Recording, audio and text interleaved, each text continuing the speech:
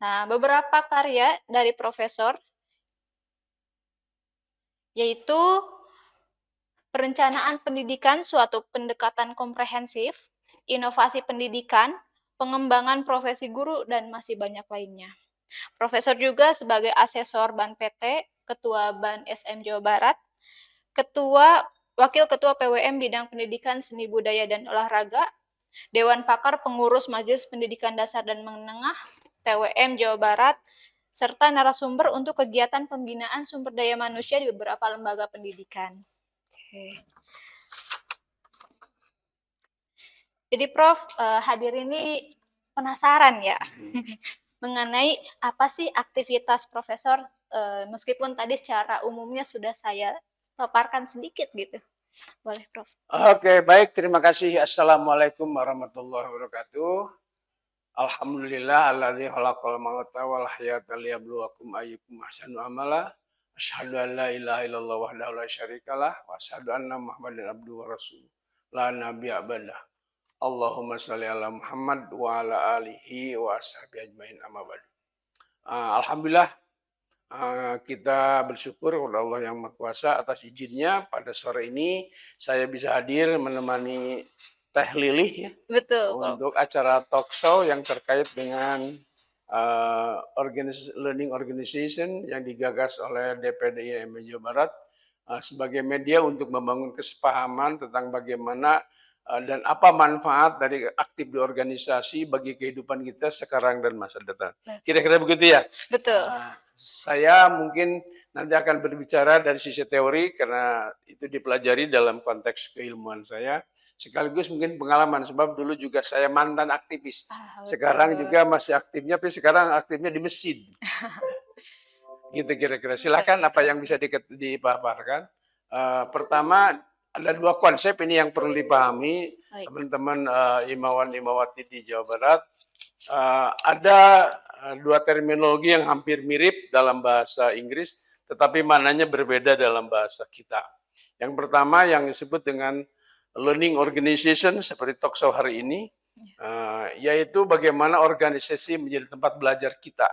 Baik bagi pengembangan akademik yang kita lakukan sesuai dengan jurusan atau prodi yang kita kembangkan, sekaligus mengembangkan apa yang disebut dengan life skill untuk kehidupan sekarang dan masa depan. Yang kedua, terminologi kedua disebut dengan organizational planning.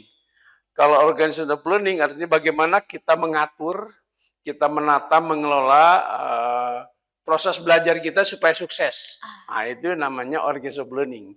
Jadi tidak bisa belajar itu kalau mau sukses semau gue kira-kira itu. Mesti diatur, dikelola sedemikian rupa oleh yang bersangkutan sehingga kita bisa memetik hasilnya baik sekarang maupun yang akan datang. Kira-kira begitu itu konsep dasarnya ya. Nah, sekarang apa yang kita inginkan, mari kita diskusikan bersama. Baik. Secara singkat tadi sudah disampaikan ya bahwa ada dua konsep. Yang pertama learning organization atau organisasi yang pembelajar gitu ya.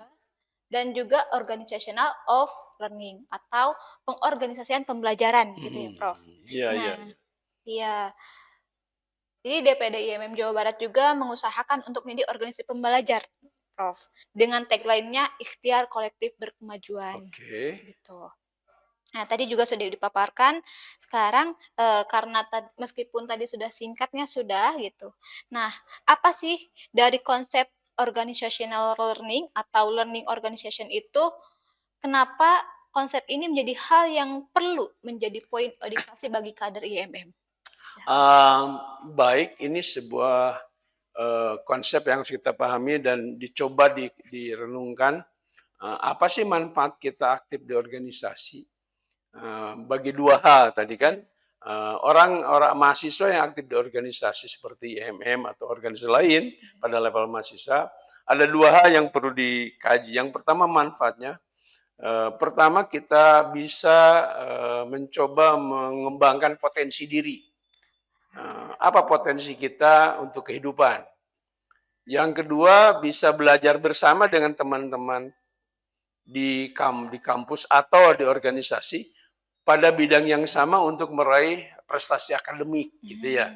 Nah, Untuk prestasi akademik tentu nanti harus ada program khusus, misalkan ada diskusi grup gitu, misalkan pada bidang yang sama ada yang belajar, misalkan belajar syariat Islam supaya hebat, hasilnya bagus, bagaimana teman-teman yang sesama aktivis Mhm. berkumpul, apa ada misalkan seminggu sekali atau 2 minggu sekali membangun kesepahaman tentang bagaimana meraih prestasi yang tinggi di lembaga masing-masing pada mata kuliah tertentu. Sebab setiap orang ada strategi yang dikembangkan. Nah, belajar itu kalau mau sukses harus diorganisir, harus Betul. diatur gitu ya, tidak bisa semau-mau gitu ya. Iya. Nah, itu yang terkait dengan akademik manfaatnya. Yang kedua yang terkait non akademik ini Mhm. lebih banyak dari manfaat pengembangan akademik.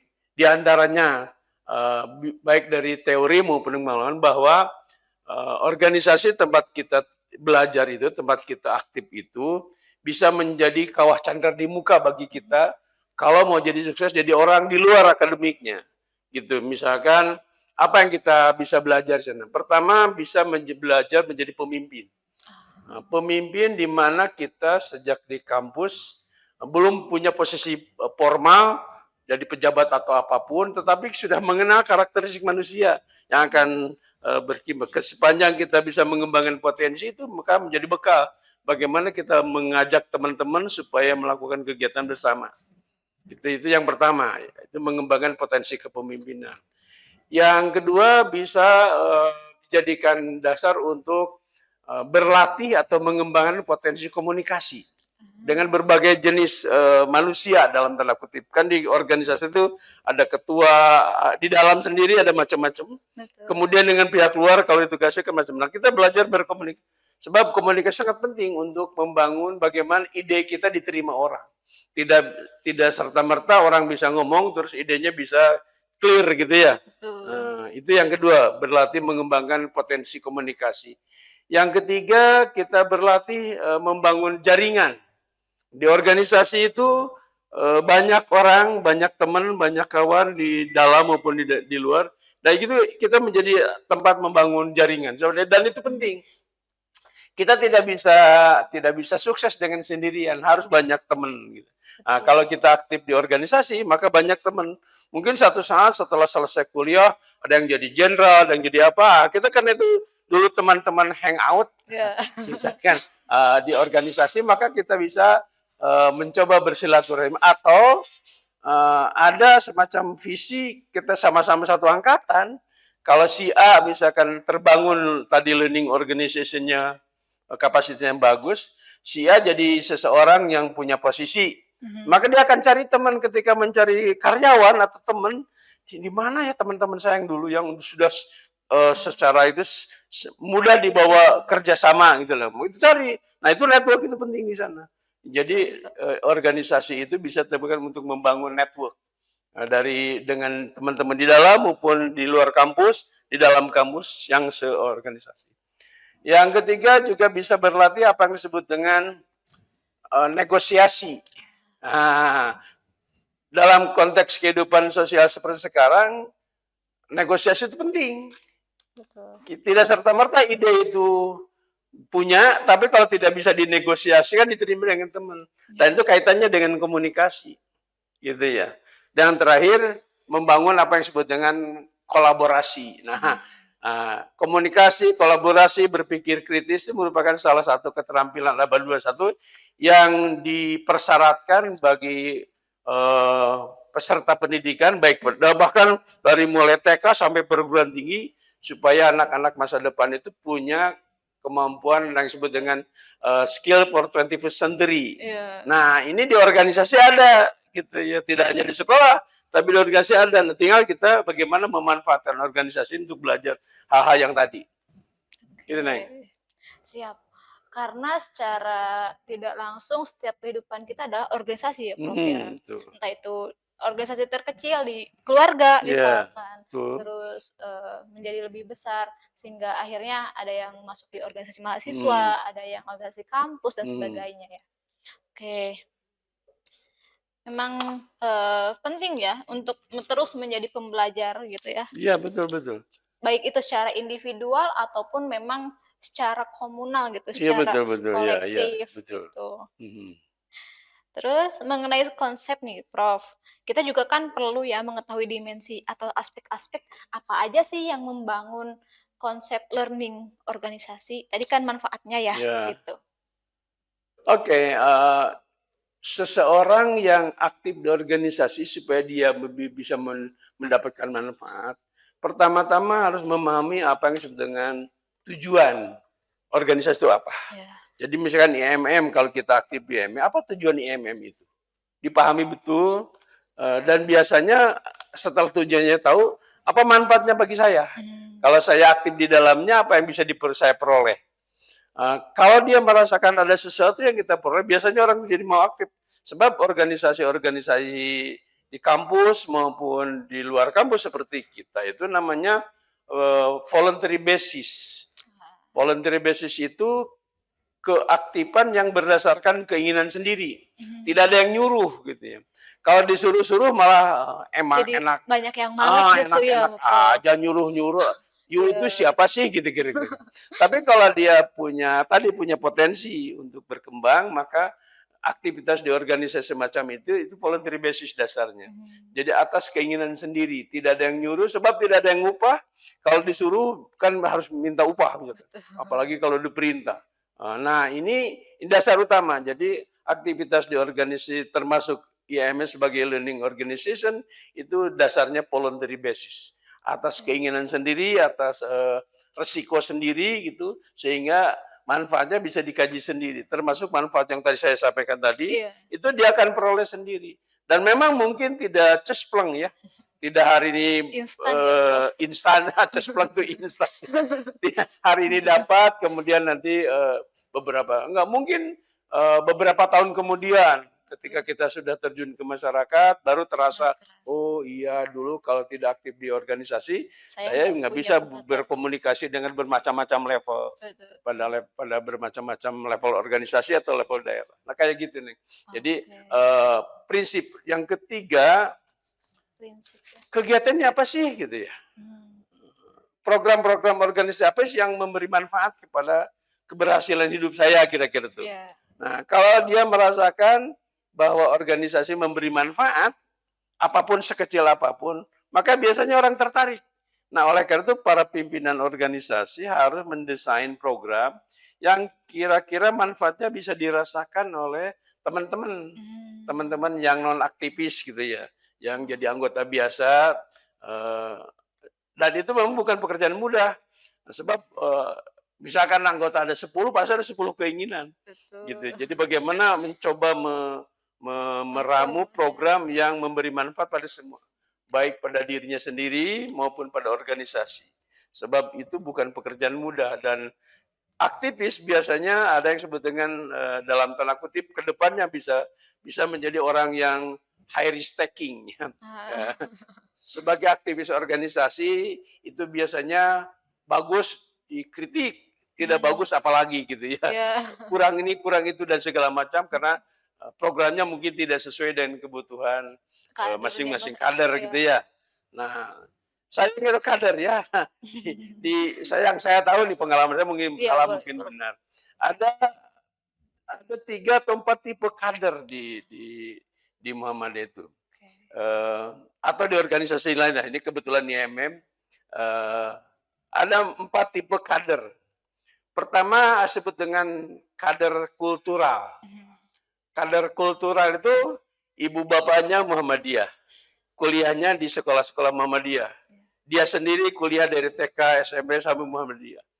Tapi dia sendiri bukan aktivis. Hmm. Tapi dia mengaku kader. Nah, itu kader kultural namanya. Nah, jadi dia baru akan bergerak kalau memberi keuntungan pada dia. Iya. Gitu ya. Kalau tidak memberi keuntungan atau manfaat, dia nggak mau aktif. Nah, itu kader kultural.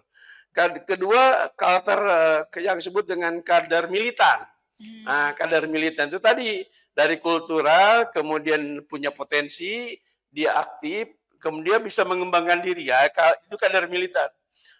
Mungkin Teh Lili, Teh Aisyah, dan teman yang lainnya aktif itu berkorban.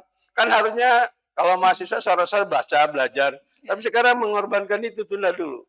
Ini yang bagaimana ngajak teman-teman tuh, itu kan namanya militan, berpikir banyak itu, di luar kapasitas sebagai mahasiswanya, memikirkan orang lain, bahkan memikirkan negara, gitu ya. Nah itu kan namanya kader militan dan ini barangkali kalau ditekuni terus akan memberi manfaat banyak kelak di kemudian hari, mungkin 20-30 tahun yang akan datang ini akan terasa.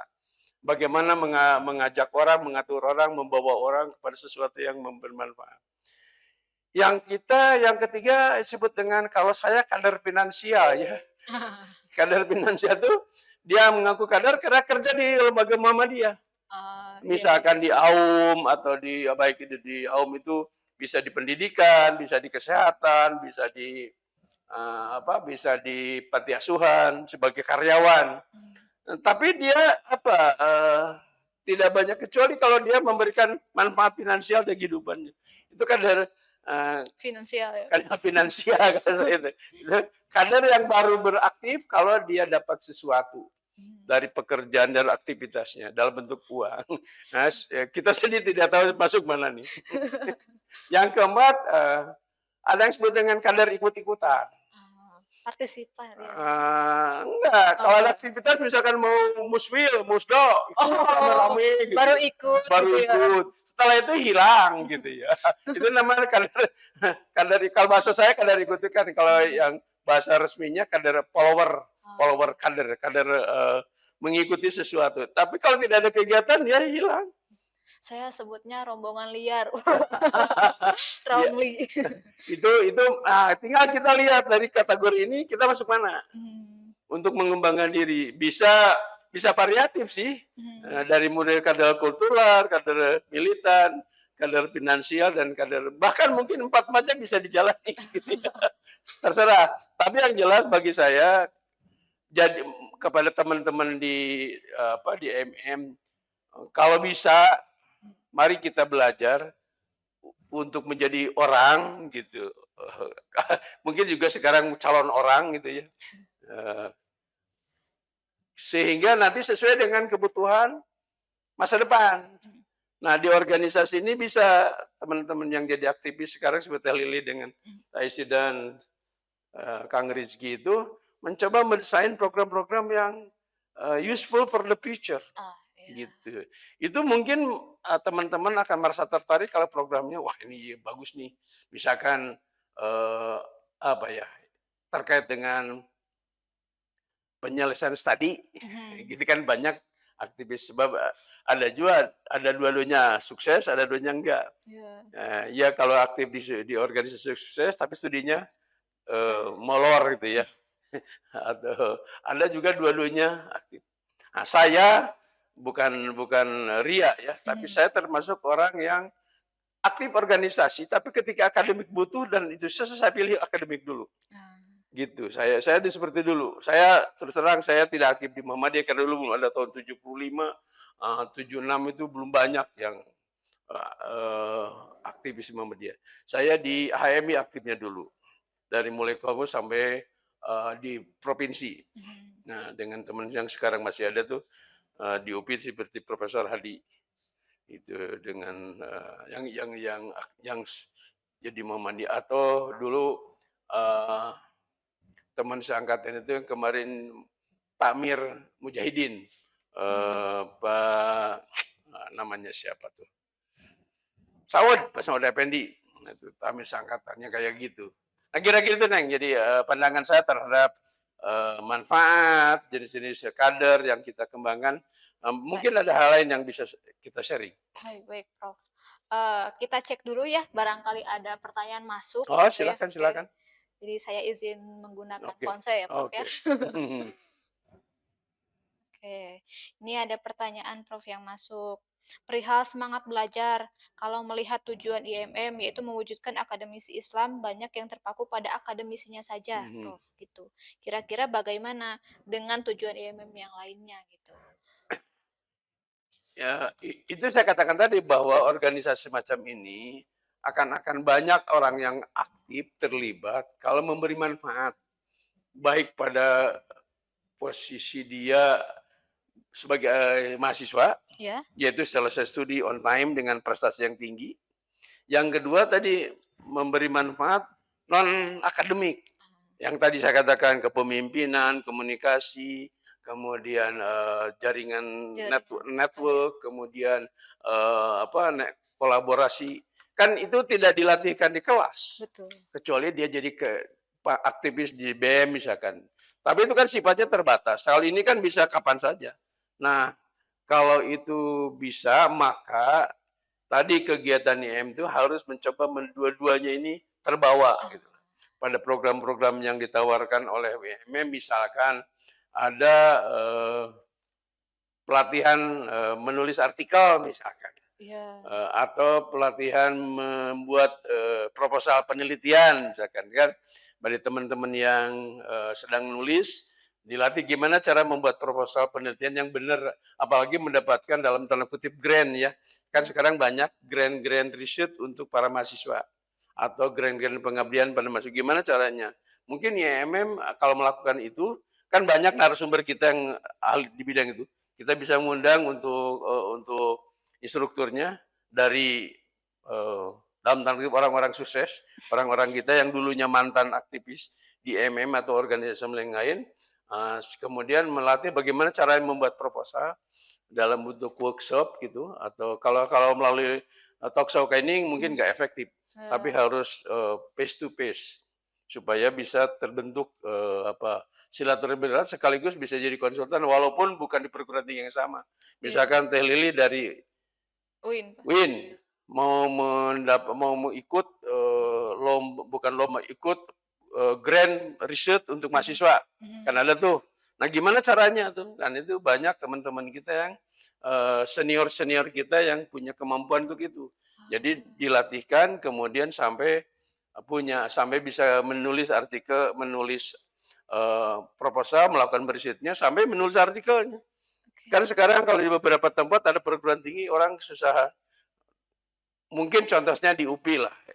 Itu kalau S2 itu harus disyaratkan punya artikel. Mhm. Gitu ya, artikel paling tidak dipresentasikan pada international conference atau artikel dipublikasi pada Sinta 4 atau 3 gitu kan ya, kayak Ah, kayak gitu. Kalau tidak begitu kan tidak bisa ujian S2 walaupun tesisnya sudah selesai.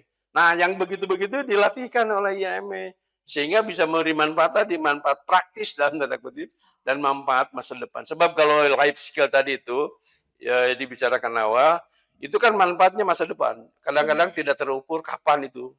Ah, iya Ya iya iya gitu iya. ya. Kira-kira seperti Karena itu. tidak tampak kapan bisa diambil manfaatnya ya, Prof, Gitu ya. itu. Kadang nggak kerasa karena ya itu, ya namanya juga hidup gitu, Ya, kerasanya ya ya, itu. betul.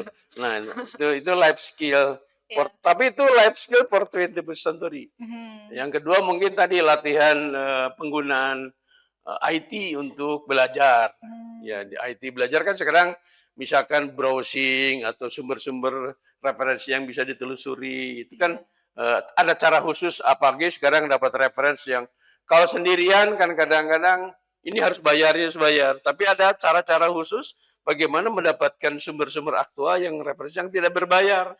Ada tekniknya itu. Nah, itu betul. mungkin eh, Informasi-informasi tambahan itu seperti itu sangat ya, Prof, penting ya? bagi mahasiswa, apalagi yang sedang nulis Ah, misalkan, iya.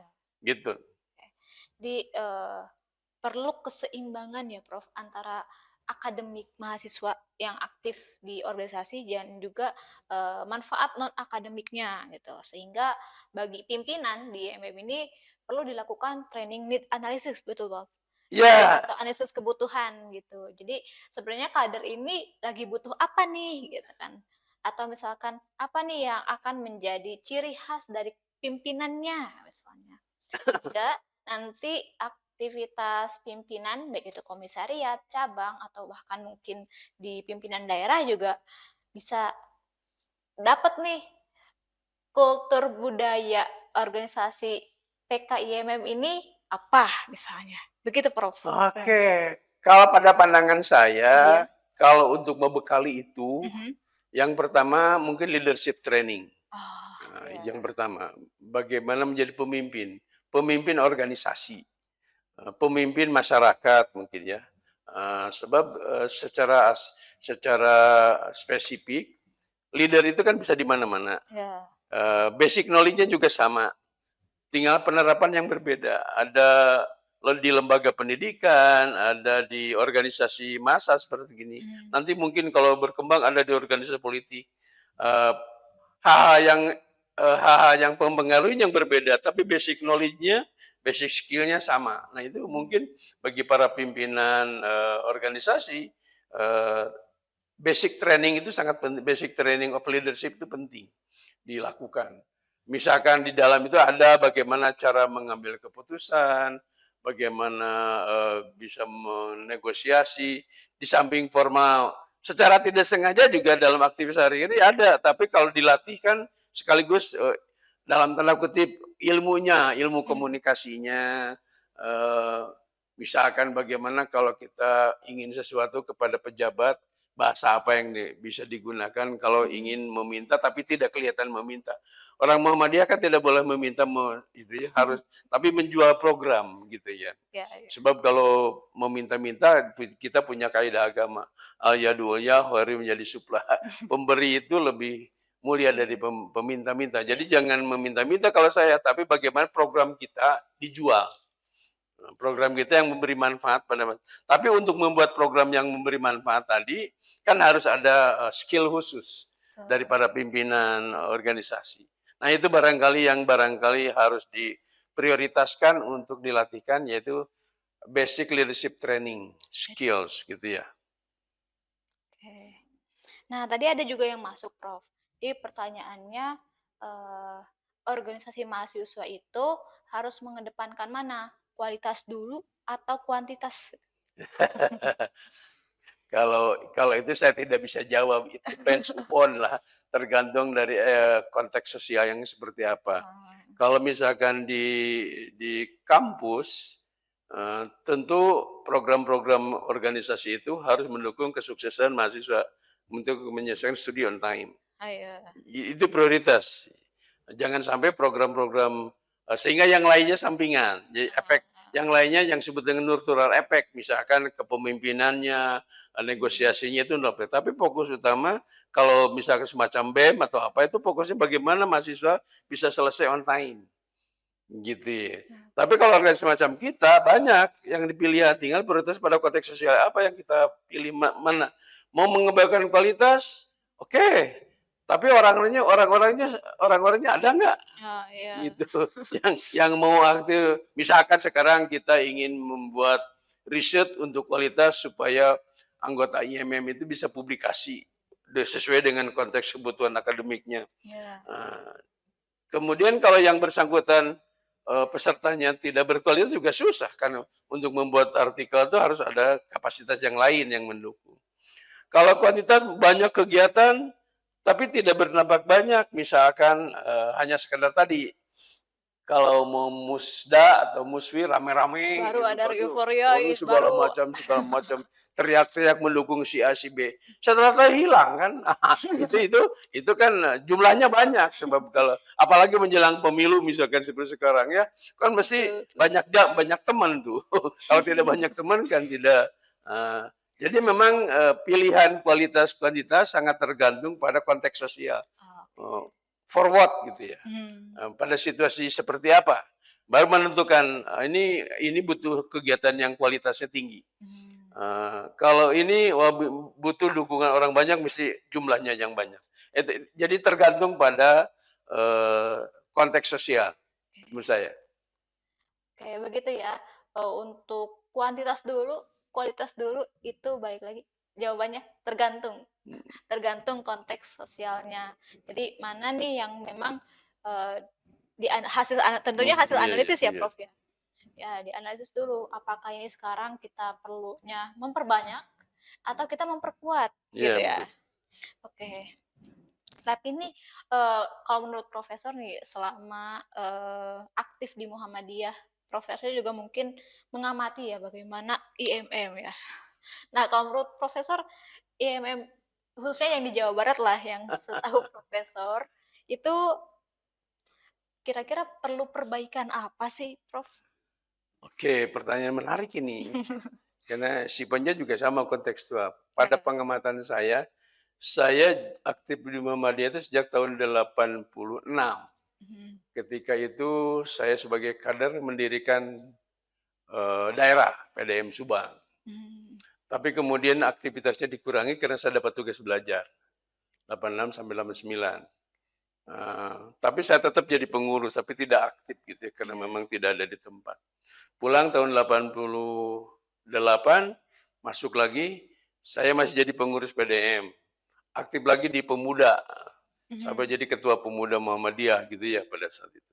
Tapi kemudian saya dapat tugas belajar lagi ke Amerika, 10 tahun, ditinggal lagi. Mmm. Pulang lagi 2000 karena tercatat sebagai dul aktif, jadi begitu tahun 2000 saya diminta lagi aktif. Saya bilang nanti dululah, baru masuk lagi ke sistem, karena saya banyak kegiatan tadi. Aktif di organisasi itu, di Muhammad itu harus banyak berkorban. Mhm. Apalagi yang sudah jadi orang gitu ya. Tidak bisa mengandalkan apa yang disebut dengan voluntary basis. Kalau Mhm. saya kontribusinya oke lah. Saya bilang saya aktif tapi kontribusi dalam bentuk lain. Iya. Sehingga saya baru masuk lagi ke organisasi internal tahun 2015 ketika ikut Muswil. Mhm. Nah, pada pengamatan saya ada mungkin ini self kritik ya. Iya. Yang pertama teman-teman itu tidak istiqomah, Oh. tidak istiqomah. Jadi sering galuang-galeong, tahu galuang-galeong? Iya. Ieu mah Iya. teu nguntungkeun, ilang. Mungkin tadi masuk kadernya bukan kader militan. Mmm. Yang aktif di organisasi harus kader militan memang. Yang apa, dia memang dari apa, keturunan sekolah, kemudian juga banyak aktivis, punya potensi. Nah, itu satu. Mhm. Jadi kedua, keikutsertaannya seringkali bukan atas kehendak sendiri, Oh, dipaksa ya? Oh. dipaksa, "Sok atuh aktif," gitu kan ya. Sahadi. Ayo aktif, tapi memang tidak ini, dia sendiri tidak senang. Ah, ya. Sebab sekali lagi kita kan voluntary basis itu harus senang. Senang Ada dengan segala minat ya, macam, Prof, di situ. dengan segala macam konsekuensinya. Ada Mhm. yang menyenangkan, tidak yang menyenangkan. Kalau menyenangkan terus kan susah, itu mah harus jadi lembaga. Eee, yang ketiga, yang ini mungkin tahu hitungan? Hitung-hitung. Pragmatis.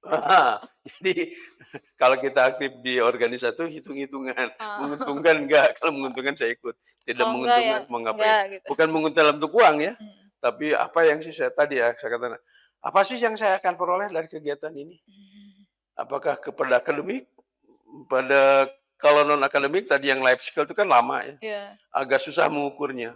Nah, kalau kira-kira tidak mendukung akademik saya mah udahlah daripada eee, padahal padahal di organisasi itu belajar memanage waktu, Iya. ya memanage waktu. Jadi bagaimana mengatur waktu, ada aktivitas yang banyak tapi semua sukses. Itu bukan pekerjaan mudah itu, self management time itu.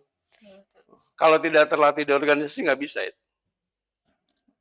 Saya semikian banyak aktivitas, tapi saya kata, "Oh ini tegas, ini nggak bisa karena saya punya agenda." "Oh Pak, ya kalau mau saya geser waktunya, jangan sekarang, sebab Mhm. sekarang saya udah punya agenda."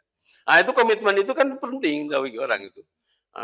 Tidak bisa kok semua disanggupi tapi ternyata tidak bisa di-manage waktunya. Kan Oh. ya akhirnya. Orang berkata kan, ini barangkali yang perlu di apa, ditemenin di pengamatan saya tadi, Mhm. supaya kita punya manfaat, maka kita harus punya komitmen, kemudian punya apa, Motivasi ya tadi. bukan mau berkorban ya, mungkin, Kerelaan mungkin ya? kerelaan ya tadi, rela untuk melakukan beraktivitas, walaupun dalam tanda kutip tidak menguntungkan dari berbagai sisi, tapi Oh ya. saya pikir itu pasti menguntungkan, apalagi organisasi, besar semacam IMM. Kita lihatlah contoh-contoh orang yang teman-teman aktif dari setelah jadi Mhm. ketua MM pusat gitu kan Iya. kan jadi apa gitu. Karena orang pasti di kemampuan kemampuan berbicaranya, kapasitas berpikirnya, Mhm. diskusinya kan kadang-kadang gitu. Nah itu kalau tidak aktif kan tidak akan terperoleh. Iya, Kalau iya. tidak semua aktivis itu bisa diterima. Ada Betul. hal yang dalam tanda kutip adaptable lah. Betul. Aktivis itu biasanya adaptable gitu. Ya. Sudah Saya pikir itu. terbiasa terombang-ambing. Iya, tapi bisa aja gitu, Oh, terombang-ambing tapi iya. selamat kira-kira Iya. begitu. Oke. Jangan terombang-ambing terus terbawa ombak, habis Oh, itu. itu bahaya. Ah. Oke, oke. Nah, selanjutnya, tadi kan dipaparkan ya bahwa organizational learning atau learning organization itu proyek jangka panjang. Mhm, PR selanjutnya adalah tentang sustainable atau keberlangsungan, keberlanjutan bagi organisasinya yang memperhatikan pengembangan individual, baik wawasan, kompetensi, dan juga proyeksi di pendiasporaan dan mhm, juga karirnya gitu. Nah, Prof.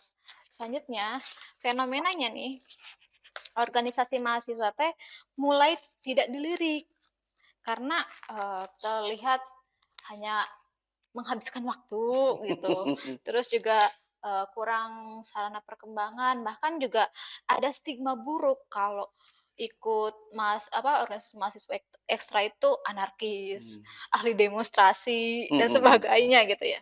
Nah, bidang kader sendiri nih, mungkin saya juga sebagai instruktur Jawa Barat gitu ya, ikut untuk memikirkan ini, harus seperti apa ya untuk, eee, perekrutan kader-kader, entah tadi yang seperti secara kuantitas, secara kualitas untuk kader tuh harus seperti apa gitu. mhm, Jadi analisis kebutuhannya bagaimana. Nah, kita juga membahas kan kalau di IMM itu organisasi perkaderan. mhm, Perkaderan sebagai sarana untuk mengupgrade diri kader, laboratorium inkubasi, sehingga kader itu menjadi individu, menjadi mahasiswa, jadi selain sebagai individu atau sebagai seorang manusia, tapi juga mahasiswa yang mengalami perkembangan yang sejalan lurus. Tadi seperti Prof itu ada manfaat akademik dan juga non betul akademiknya betul gitu. betul. Menjawab keraguan-keraguan yang hadir karena krisis perempat abad yang aduh, quarter life crisis gitu kalau sekarang ya, Mhm, anak-anak muda sekarang disebutnya. Dan juga, organisasi bukan hanya menyita waktu atau obat gabut, namun juga bermanfaat untuk langkah ke depan setelah lulus dari betul. kampus. Nah, menurut profesor, hal apa yang perlu diperbaiki dan inovasi apa, eee, bagi IMM sebagai learning organization untuk kebutuhan tadi, khususnya untuk organisasi pembelajar. Karena kan tentunya, kita bicara konteks akan ada selalu hambatan-hambatan dan setiap pimpinan mungkin berbeda gitu Iya.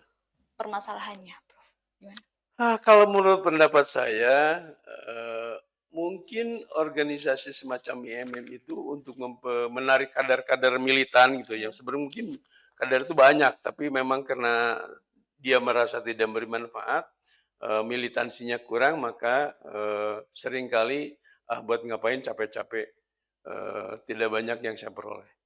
Eee, yang seperti begitu memang menjadi fenomena pada betul, organisasi betul, betul. sekarang. Sebab hal yang kaitan dengan anak muda biasanya kan hura-hura, banyak-banyak teman yang gitu-gitu. Padahal kita ingin IMM tidak seperti begitu, tapi menjadi Betul, betul. kader, baik kader, perserikatan maupun kader pembangunan masyarakat, dimanapun dia berada dengan segala hal dan menjadi pembangun masyarakat itu kan banyak banyak skill yang dibutuhkan, bukan hanya akademik. Betul. Sebab banyak teman-temannya akademiknya sukses tapi tidak pernah berorganisasi, begitu terjun ke masyarakat, dia, harus belajar awal. Jadi gagap gitu ya? Padahal dia sudah jadi dalam tanda kutip sudah jadi sarjana, tapi tidak pernah berorganisasi, bergaul dengan orang, bagaimana berkomunikasi, bagaimana memimpin rapat, yang bisanya hanya, akademiknya misalkan dari biologi atau dari tadi psikologi Iya, gitu ya.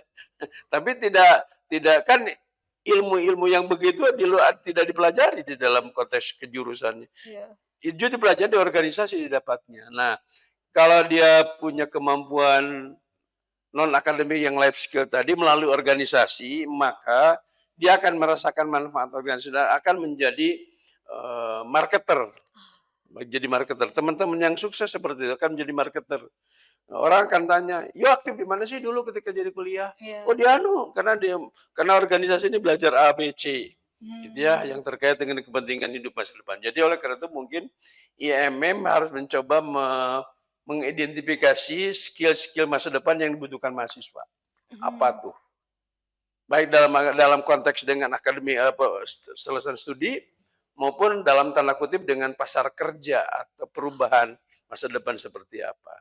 Kalau sudah diidentifikasi, baru dipilih mana yang prioritas supaya teman-teman tertarik, betul betul betul. cuma tertarik untuk masuk mengikuti kegiatan atau program yang kita sodorkan.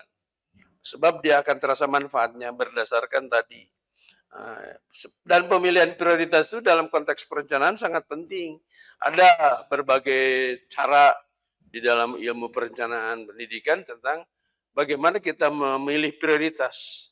Itu melalui analisis SWOT dan segala macamnya, sehingga betul-betul secara keilmuan itu pemilihan program A itu bukan keinginan seseorang, tapi betul-betul mencoba dihitung secara teknis bahwa ini adalah kebutuhan teman-teman gitu ya. Oke. Walaupun tidak selamanya benar karena Betul teman-teman betul. itu keinginannya bukan yang berubah. Abai anak muda, keinginannya berubah-ubah. Ini sedang begini. Oh, ini sebenarnya begini. Oke lah. Itu juga kita hargai. Tapi memang kalau kita sebagai uh, pimpinan organisasi mencoba itu. Jadi sekarang membuat atau menyelenggarakan program-program yang orang lain atau teman-teman seneng. Hmm. Senang aja dulu. Ya ya ya Sebab ya. dimulai dari seneng. Seperti saya katakan tadi, secara esensial, secara filosofis, maka IMM dan organisasi lain yang kemahasiswaan itu kan voluntary basis. Betul betul. Ya, seneng dulu. Senang Nah, dulu. supaya seneng gimana tuh? Oh, banyak aktivitas di IMM itu yang membuat saya bisa nama anu, kira-kira begitu kan itu Ah, apa itu nyenang. Nah, nanti lama kelamaan dia tertarik untuk kalau gitu saya mau terlibat. Nah, mulai itu. hmm. Tapi kalau tidak bisa serta kecuali memang tadi kader militan sejak awal Betul. di IPM-nya aktif terus dia merasakan manfaat terus naik ke misalkan kalau tidak kuliah dia pemuda aktif kalau jadi mahasiswa aktif itu tidak ada yang nyuruh tapi dia sendiri mau Karena keinginan ya karena Mas ya. tadi merasakan sesuatu manfaat. Nah, tapi itu tidak banyak yang begitu kan. Betul. Nah, harus dicari banyak teman, bagaimana caranya? Tadi program-program apa yang bisa kita desain, kita laksanakan agar teman-teman pada tertarik. Yang pertama tertarik tentu yang kaitan dengan akademik, karena dia sedang kuliah. Baik baik. Nah, Betul betul. kuliah itu yang dijadikan prioritas dulu pilihan programnya. Yang lain-lainnya biarlah mungkin side effect atau Hmm. nuturan efek dari program yang kita kembangkan. Itu Hmm. saya katakan tadi, mungkin pelatihan membuat proposal Iya. penelitian, Atau mungkin artikel kegiatan ilmiah membuat gitu. artikel, publikasi ilmiah, mungkin membuat research grant, proposal research grant dan seterusnya. Nah mungkin itu yang semacam itu kan terkait dengan Tentang studinya. sangat kemahasiswaan banget gitu ya, Prof. Kemahasiswaan banget gitu lah. Nah, nanti baru yang lain-lainnya. Iya iya. Dan itu baru dirasakan mungkin manfaat sebagai organisasi mahasiswa. Memang perlu waktu ya, Prof, ya Oh, untuk nggak bisa bim salabim oh, itu. nggak bisa. Nggak bisa. Jadi kalau dalam 5 tahun periode itu bisa 2 saja Mhm, terlaksana. Yang tadi, yang menarik menurut mhm, perhitungan kita. Menjadikan misalkan anggota yang aktif biasanya hanya 50, sekarang jadi 200 ya dengan kegiatan iya tadi. iya, Itu sudah hebat itu. betul Itu betul. sudah hebat itu. Ya, karena di kita juga di pimpinan komisariat dan juga cabang tuh hanya 1 tahun ya untuk periodisasinya gitu. Jadi kadang, peralihan pengurus juga Hmm. akan berbeda lagi Apa programnya iya, gitu. Nah itu. sebab individual karakteristiknya Ya, masuk itu. jadi. Tapi di sisi lain dari, tadi yang Prof sampaikan, yang bisa kita yang bisa kita bangun dan upayakan untuk pimpinan adalah bagaimana pimpinan membentuk budaya organisasi Hmm. yang yang membantu dan juga mendorong motivasi mahasiswa gitu yang Iya, akan jadi kader. Itu ya, Prof, ya? oke, good. Oke oke. Ada lagi pertanyaan? Oh Si iya, tadi juga ada yang dari Prof itu bahwa, eee, antara kualitas dan kuantitas itu juga harus berjalan sejalan kalau idealnya ya, Prof, ya? iya, bagusnya sejalan, Idealnya sejalan gitu, karena tapi tidak selamanya sejalan. betul, tidak selama sejalan dan akan melihat juga bagaimana prioritas Iya, kebutuhannya. sama seperti dalam terminologi ilmu AP itu disebutin efektif, efisien. Ya, Itu dua yang saling berhubungan, diusahakan selalu berhubungan, tapi tidak pernah sejalan. tidak pernah sejalan. Ada yang efektif pasti tidak efisien. Ya, Ada yang efisien pasti tidak efektif. mhm, Karena tidak mungkin dua-duanya sukses. betul. Efektif kan terkait bagaimana target tercapai. supaya tercapai kan banyak faktor. Mhm. Kalau misalkan butuh dana lebih banyak, tidak ada uang, pasti nggak jadi itu.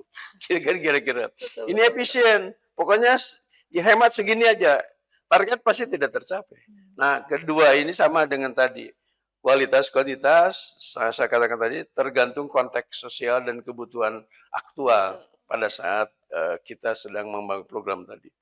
Ya, seperti itu.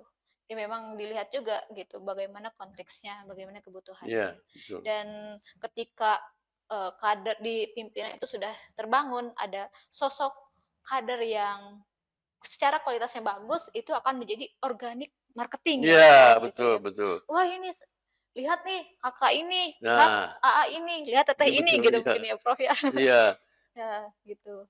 Jadi memang, secara tidak belum tentu semuanya akan menonjol dalam hal kualitas iya gitu. betul betul. Tapi di sisi lain ketika, pimpinan membutuhkan kuantitas, salah satunya adalah dengan mendorong kualitas itu ya. Iya iya betul, saya sependapat itu. Tetapi memang sekecil apapun kalau aktif di organisasi seperti begini, Iya, pasti ada manfaatnya. betul.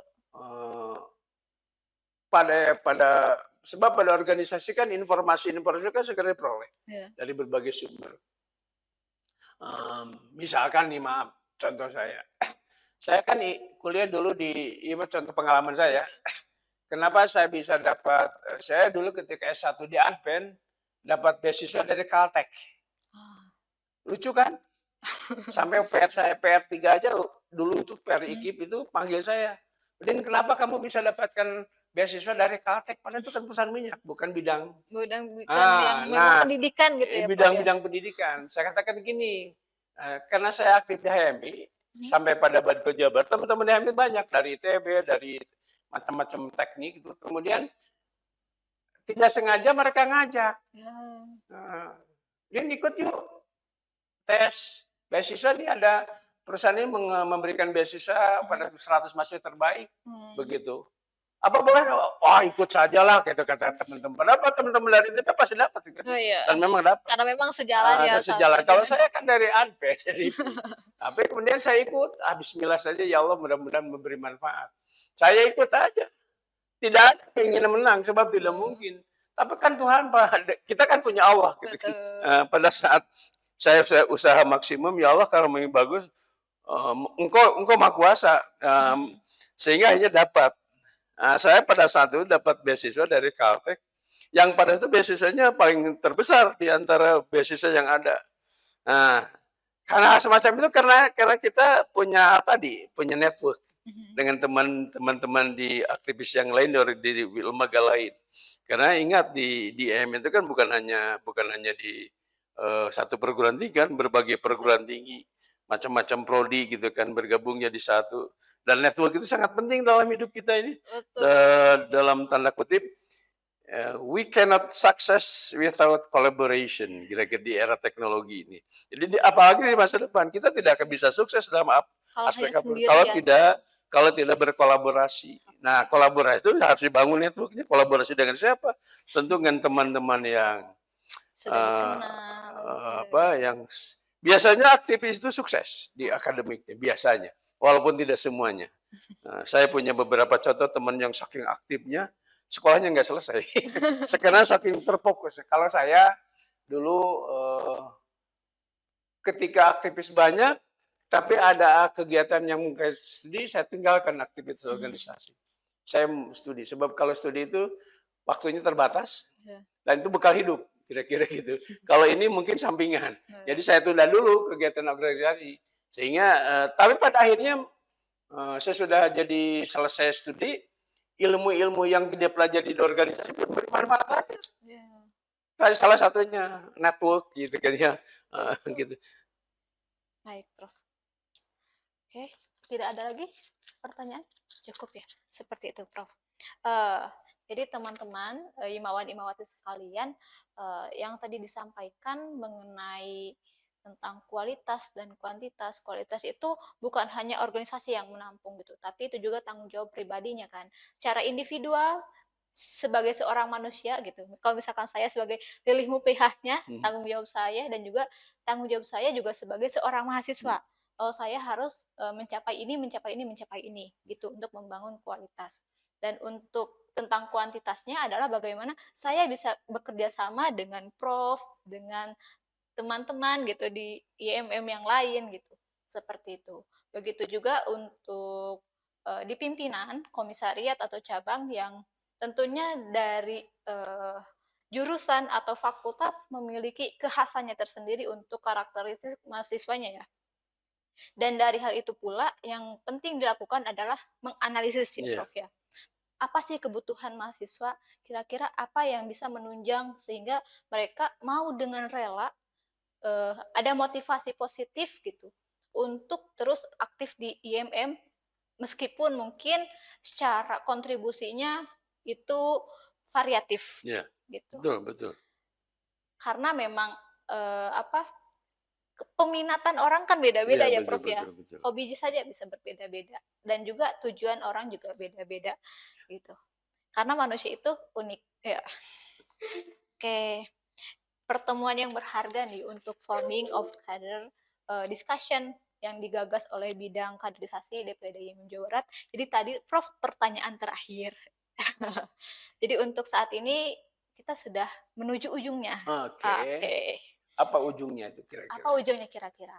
Nah, Ujungnya adalah aha, motivasi dari profesor dan juga closing gitu oke. untuk teman-teman yang hadir di Zoom yang Di bekerja Jum sama TVMU Bandung oke. ini. Silahkan. Baik, terima kasih. Ini suatu hal yang menarik. Saya sendiri merasa senang bahwa eh, keilmuan dan pengalaman saya sebagai aktivis dulu ketika mahasiswa dan Mhm. sekarang di bidang ini bisa di-sharing dengan teman-teman karena manfaatnya banyak. Yang pertama bahwa kalau mau sukses, jadikan IMM sebagai tempat belajar, khususnya tempat belajar untuk membangun life skill yang bermanfaat bagi kesuksesan di masa depan.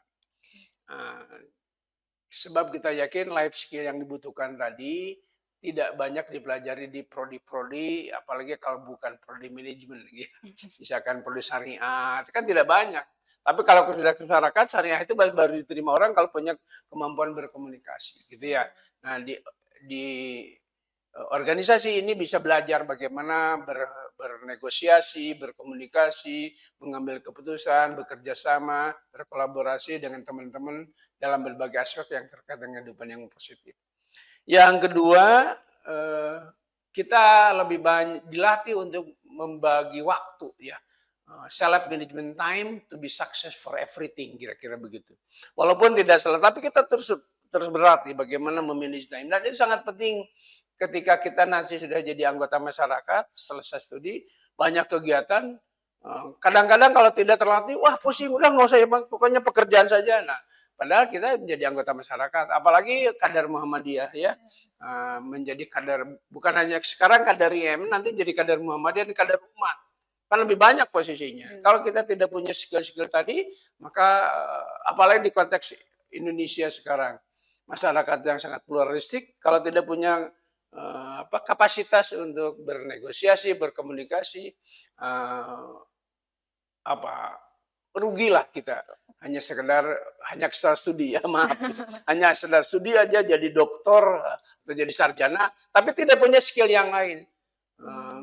Saya ingat ada teman-teman yang dulu dari ITB dari Unpad eh, sudah tua kembali ke masyarakat tapi ngajar belajar agamanya cuma bisa sholat. Kata masyarakat bedanya sih itu mah tidak bisa jadi imam, tidak bisa jadi ceramah. Sampai dikatakan, aduh, cina teu diajar kerja di mahasiswa gitu ya. Oh, Menyesal tidak iya belajar iya. ini jadi ketika jadi mahasiswa. Kalau sekarang belajar udah tua katanya belajar Oh. lupa. Tapi kalau jadi mahasiswa, dulu mahasiswa fokus studi kan. Nah, itu tadi. Jadi bukan jelek ya. Kesuksesan studi itu sifatnya oke, tetapi sekaligus hidup itu bukan hanya akademik. Betul. Non akademik juga penting, terutama life skill yang saya katakan tadi. Dan pada akhirnya yang saya harapkan mudah-mudahan teman-teman yang hadir, para aktivis organisasi, jangan segan-segan menjadikan IMM tempat belajar. belajar segala macam yang terkait dengan kehidupan, baik kehidupan organisasi sendiri, kehidupan masyarakat, sehingga kita bisa menjadi orang yang dalam tanda kutip berkemajuan. Berkemajuan itu berpikiran maju, inovatif, tapi tidak lepas dari kaidah-kaidah keagamaan yang kita miliki. Mudah-mudahan IEM Jawa Barat sukses, nah, khususnya Dewan Pembina Bidang Kader bisa menghasilkan kader-kader yang militan di Amin. masa depan. Terima kasih, mohon maaf apabila kurang berkenan. Assalamualaikum warahmatullahi wabarakatuh. Waalaikumsalam warahmatullahi wabarakatuh. Boleh silakan aplaus dulu ya untuk Prof yang hadir.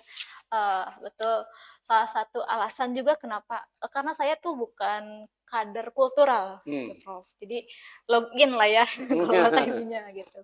Dan apa yang menjadikan saya bisa bertahan untuk bertahun-tahun ini karena saya belajar terus-terusan di IMM gitu. Oke. Ada banyak hal baru yang bisa dipelajari. Dan juga mungkin sejalan juga sih dengan jurusan yang saya ambil gitu tentang psikologi karena kita kan bertemu dengan manusia dan wah ternyata memang pembelajaran tentang manusia untuk dia sendiri saja sangat banyak apalagi ketika bertemu dengan manusia-manusia lainnya gitu. Oke, sebelum ditutup akan ada penyerahan sertifikat dari Ketua Bidang Kaderisasi DPD IM Jawa Barat kepada Prof. Udin Syaifuddin Saud selaku narasumber sore ini. Ya. Dokumentasi. Oke. Dipoto dulu, Prof. Dipoto dulu, ayo.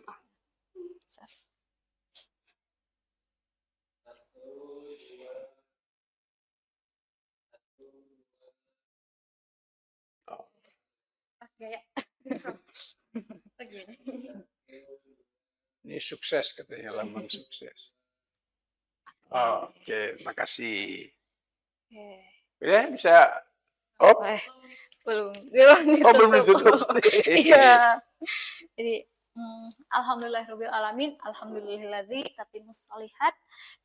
Kegiatan forming of cadre discussion yang digagas DPD IMM Jawa Barat bidang kaderisasi sudah selesai hari ini. Semoga teman-teman imawati yang hadir dalam forum ini juga menjadi tergugah gitu ya dan menjadi semakin ingin tahu gitu bahwa sebenarnya ini tuh bisa ditemukan solusinya seperti apa.